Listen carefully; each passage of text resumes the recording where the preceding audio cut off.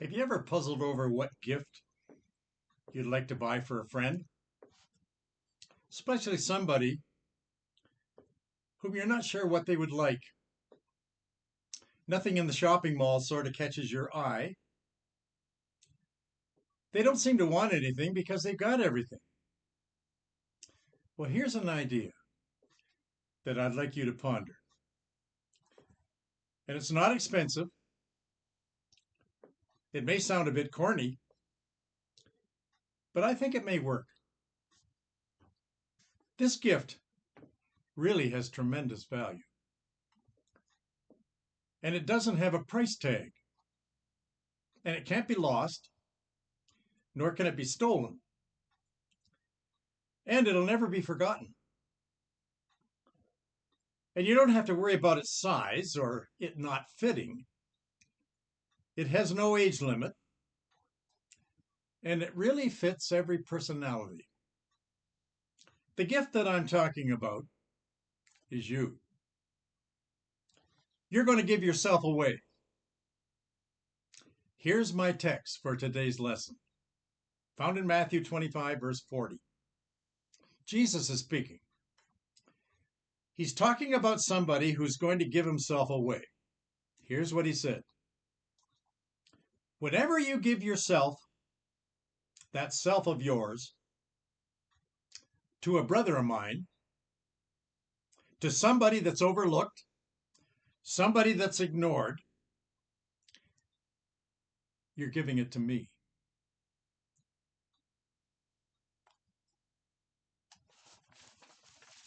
What Jesus said, give a piece of yourself away. Do you have an hour to spare?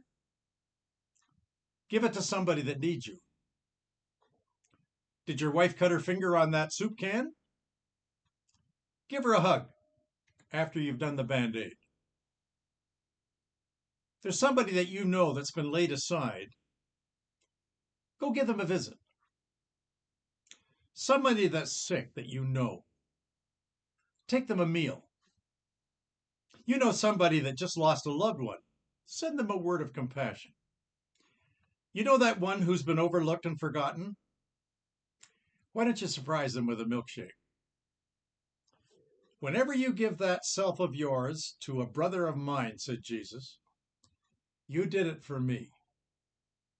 Instead of giving somebody that you buy something better than yourself, you'll find that this will live longer after you've done it. And the least will become their greatest. You might say, well, I'm no good at that. What if I mess up? You can't mess up if your heart is what caused you to do it and you did it for the Lord. There once lived in the 19th century a very gifted violinist. His name was Niccolo Paganini. He was an Italian, and he was playing solo on his Stradivarius violin before a packed house there at the concert. And he was playing a difficult piece of music, but he was accompanied by a magnificent supporting orchestra. Suddenly, a string on his violin snapped, and it hung dangling down visibly over his dark tuxedo. Beads of sweat popped on his forehead. He kept playing with only 3 strings. And then, to the conductor's gaze, a second string broke, and it dangled down beside the other one. Well, he played on. And then that vast audience, they just gasped. A third string broke, and now there were 3 limp strings dangling from Paganini's Stradivarius.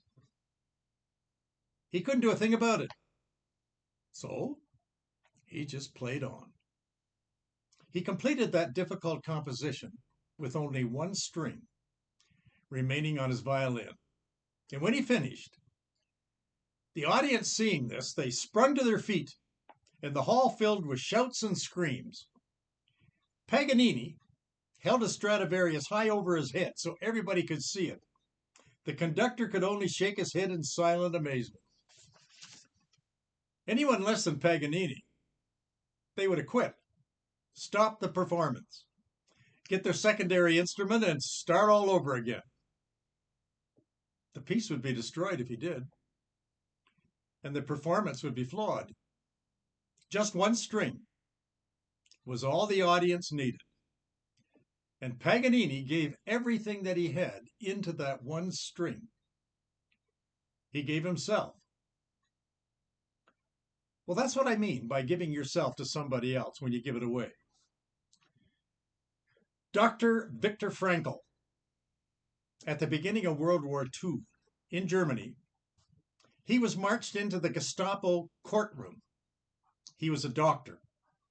And those Nazis, they took that courageous Jew out of his house, seized his cherished possessions, his freedom, his pocket watch. They even took his wedding ring. They shaved his head, stripped off his clothing from his body. He lost his home. They took away his family. And there he stood before that German high command, under glaring lights, interrogated, falsely accused, destitute, helpless. He didn't have anything now. But there was something that the Nazis could not remove. They couldn't take away his own self. He had something inside him that they couldn't destroy. Even though he lost his mother and he lost his father and he lost his wife to those Nazis in that furnace at Auschwitz, do you know what they couldn't take away from him? They could not take away his undeniable self. He had power to choose. He had power to choose his own attitude, regardless of what the Nazis did to him. And he didn't care about his future anymore, there in prison. He chose between bitterness and forgiveness. He had to make that decision. Do I give up? Or do I go on? Is it going to be hatred? Or is it going to be hope? Am I going to be paralyzed by self-pity? Or if I'm going to remain Dr. Frankl, the doctor? I'm going to play my piece with only one string, he said. And from that moment on, as a prisoner in Auschwitz, he didn't care about his education. He didn't care about his bank account, his success as a doctor, his fame, his pain, what others thought of him, his reputation, his circumstances, his starvation, his slavery. That single string he called hope, and he clutched to it, and that alone fueled his whole future. Suddenly, there was no barrier in his life that was too high. He didn't have any valley, that was too deep. And there wasn't any dream that wasn't too extreme. He could still dream. What was born that day in that rat's nest of Auschwitz was a man's search for meaning. That was a book he wrote after he was released from prison. The opposite of hope is blame. There's no relief in blame. Do you blame? Do you blame others? Do you blame yourself? Have you ever suffered through blame? If you don't blame yourself, do you blame God? Then doubt comes if you do. And doubt is replaced with certainly not trust. Someone has given a definition of blame. Here's what he said. Blame never affirms. It only assaults. Blame never restores. It only wounds. Blame never solves. It just complicates. Blame doesn't unite. It separates. Blame never smiles. It only frowns. Blame never forgets. It always remembers. Blame never builds, but it does destroy. Viktor Frankl said, if you can own that mess that you're in, there's hope for you. and there's also help available. As long as you blame others, you're going to be a victim all the rest of your life. I love this story in Acts chapter 16. The clock struck midnight. Paul and Silas, they were in prison. Their conversation was very upbeat. All the other prisoners were surprised by their tone, even though they only had one string really on their violin. At midnight, guess what happened? The foundation of that prison was shaken. And it was shaken by a great earthquake. Everything changed. The doors were opened. Everyone's changed. Those chains that had been fastened to the wall, they all broke. And they were now free. And when the jailer was roused out of his sleep, he saw the prison doors wide open. He knew there'd now be a prison break. And he was going to be the goat because it was his fault. And he'd be put to death. He drew his sword and he was about to kill himself. Verse 26. Paul cried out with a loud voice, "Don't do yourself any harm, Mr. Jailer. You prison warden. We're all here. There's been no one escaped." He calmed the jailer down because his punishment was death if these prisoners were to break. Paul said to him, "We're all here. We're all fine. We're all safe. Your role as the chief jailer is still in place." Paul's word changed the whole prison attitude. His attitude changed the jailer, and it also transformed the prison. I heard about a single 30-year-old young lady who longed to get married. She was single. She tried the internet for a partner. It didn't work. She tried the singles group at her church. It didn't work. She read the dating ads in her newspaper. No results. She almost gave up. And then in desperation, she asked God if he would help her. So every night, when she knelt to pray beside her bed, she would hang a pair of men's pants on the bedpost beside her, and then she was heard to pray. Here was her prayer. Father in heaven, hear my prayer, and grant it if you can. I've hung a pair of trousers here. Please fill them with a man. Paul was in jail when he was down to his last string on his violin. He didn't stop playing. He wrote Philippians chapter 4, verse 8. And this is the sound of his string on that violin. Finally, brethren, whatever is true, whatever is honorable, whatever is right,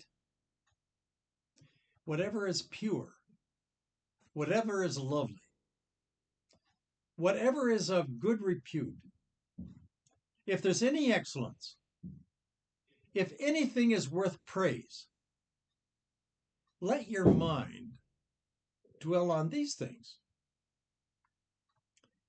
If you were in prison, would you feed your mind with those things? Most of us would give up. We wouldn't write a thing. You would say, why am I thinking of others? There's nobody thinking of me. Remember what Jesus said? Even when you are the least of mine, you are the most in my eyes. And what you do, remember you're doing it for me.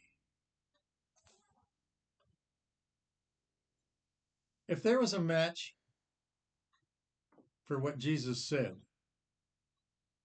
here's the example I want you to remember. Little Murray Keller. He was one of the least. He didn't like school. Bored. Wasted his time. He was now in grade 5, 25 other kids. When he came to school, he was unkempt. Clothes were wrinkled, hair disheveled. He sat with lousy posture. He was that kid in the class that you would probably call a deadpan, expressionless. His mind was away back there in the creek with a fishing pole. Anytime Miss Hanson spoke to him from her teacher's desk, he didn't answer. He was out there somewhere in Dreamsville. Well, because of this, nobody liked him. Miss Hanson often told the class that she liked everybody in the class the same. Murray Keller, he knew that wasn't true. Down inside, he knew Miss Hanson wasn't telling the truth.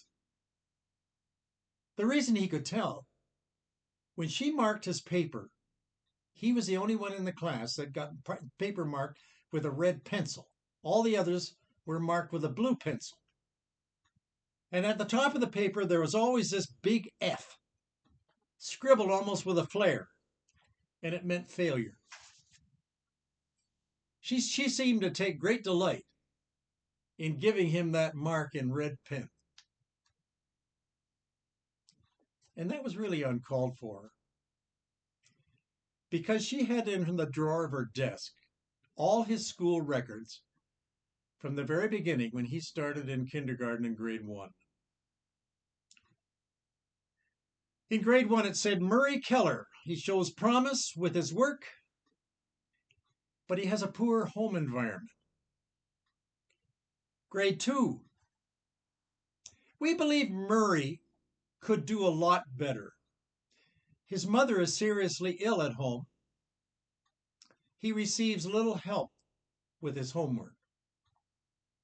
Grade 3, Murray's a lovely little boy,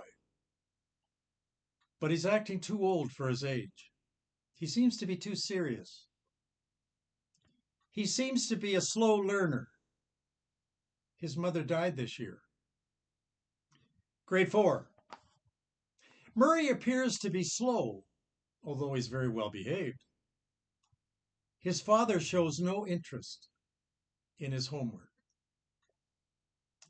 Christmas came. The boys and the girls in Miss Hanson's class, they brought their Christmas presents. The pile of presents grew deep as the children crowded around her desk. And one by one, she opened them as everybody watched. And among those presents was one from Murray Keller. Miss Hanson was very surprised when she picked it up and read his name. The gift was wrapped in brown paper, tied together with an old piece of binder twine as its string. On the paper were the simple words, for Miss Hanson, from Murray Keller. When she opened the present, out fell a hideous rhinestone necklace with a bead or two missing, and also a bottle of cheap perfume. Well, all the other boys and girls, they giggled and smirked. Seeing this, Miss Hanson silenced them. She put on the necklace, and she put some perfume on her wrist. She held her wrist up so the other children could smell it. She said, "Doesn't that smell lovely, children?" All the children nodded, and they all agreed. As the school day ended and the classes were over, all the children left except Murray. He lingered behind. He slowly came over to Miss Hanson's desk and said softly, "Miss Hanson, you smell like my mother. Her necklace looks real pretty around your neck, too." After Murray Keller left her classroom, Miss Hanson, she sort of fell apart. She laid her head in her hands on her desk. She closed her eyes, and her eyes filled with tears. Finally, she said to herself, "How could I have been so stupid?"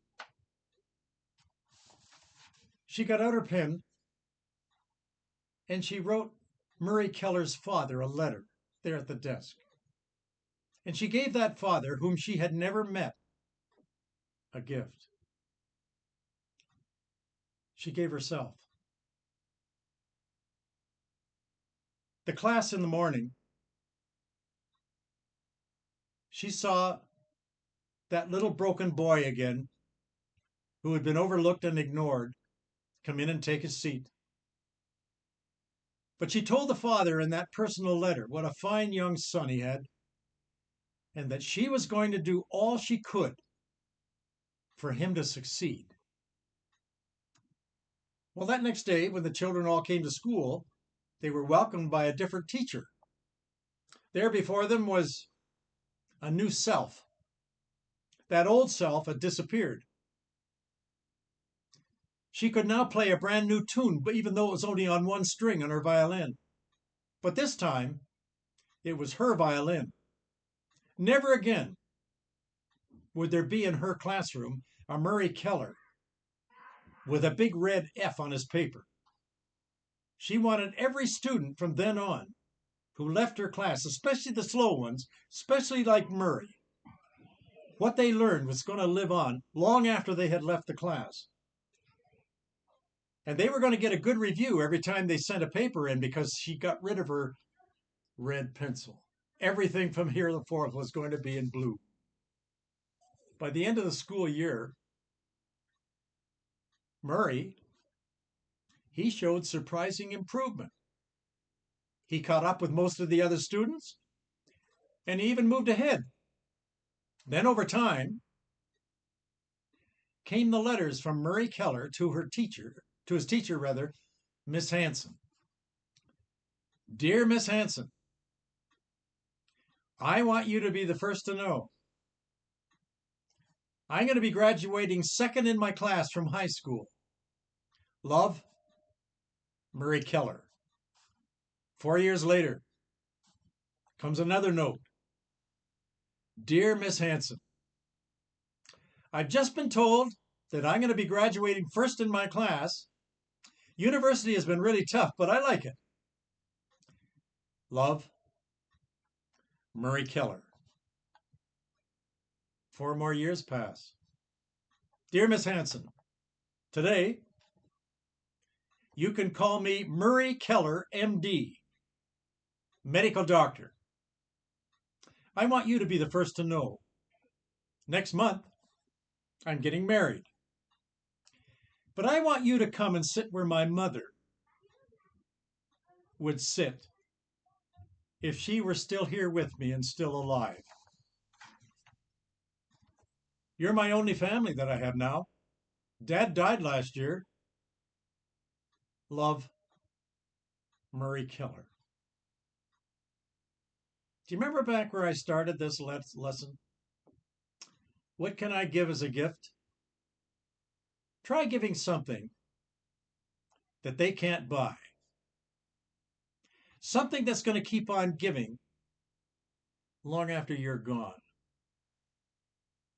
When you ever give that self of yours to the brother of mine, said Jesus, you did it for me. As this class runs close, do you think you could go out and find somebody you could give yourself to?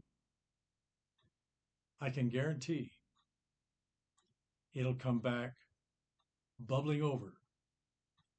And what you give will never be forgotten. Come on back next week. There's some more in that old book we must learn together. I'll look for you then.